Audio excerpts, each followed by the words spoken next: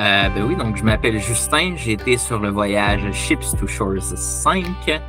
Ben, moi, dans la vie, je suis étudiant en journalisme, donc j'aime beaucoup le cinéma, tout ce qui se rapporte à ça, justement. Puis la voile aussi, je pense que c'est intéressant. Puis le Saint-Laurent, comme nous apporte quand même de belles choses. Je pense que ce projet-là, c'est une opportunité d'observer ça.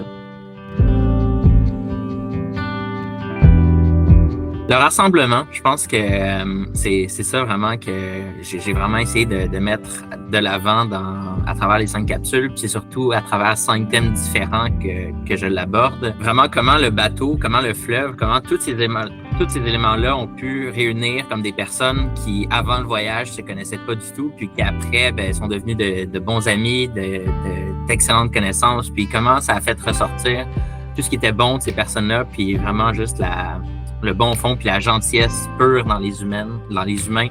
Donc comment le fleuve, le bateau, tout ça rassembler les gens. Une bonne question. Je pense que le bateau, c'est à la fois une opportunité d'avoir d'excellentes images puis d'excellentes histoires à raconter. Et c'est aussi un défi au niveau technique, là. Donc, on est sur un bateau, c'est sûr, l'espace est limité, il y a beaucoup de vent, donc le son, c'est jamais facile d'en prendre. Il faut toujours s'adapter aussi parce que quand on est sur un bateau, veut pas, c'est pas moi qui contrôle où est-ce qu'on s'en va, c'est pas moi qui contrôle les choses. Donc, c'est beaucoup, je pense, de s'adapter à ce qui se passe autour de soi, puis saisir les opportunités quand elles sont là, donc de capturer les histoires au fur et à mesure qu'elles se passent, de faire comme renchérir les gens sur ce qui s'est passé pendant la journée. Je pense que c'est une opportunité qui est excellente sur un bateau. Puis aussi, le fait d'être proche des participants, ça permet de créer un lien qu'on n'a pas nécessairement quand on travaille sur des projets normaux. Donc, probablement avoir accès à des discussions qui sont plus intéressantes que juste une entrevue serrée, cadrée, que c'est 15 minutes, puis on s'appelle au téléphone, puis c'est tout.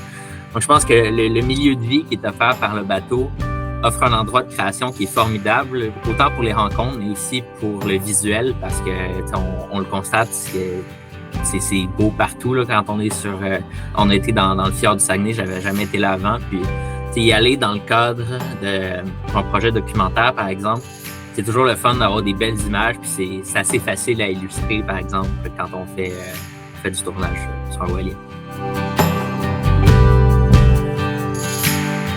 En termes de création, je pense que chaque projet qu'on fait nous fait progresser, nous fait cheminer.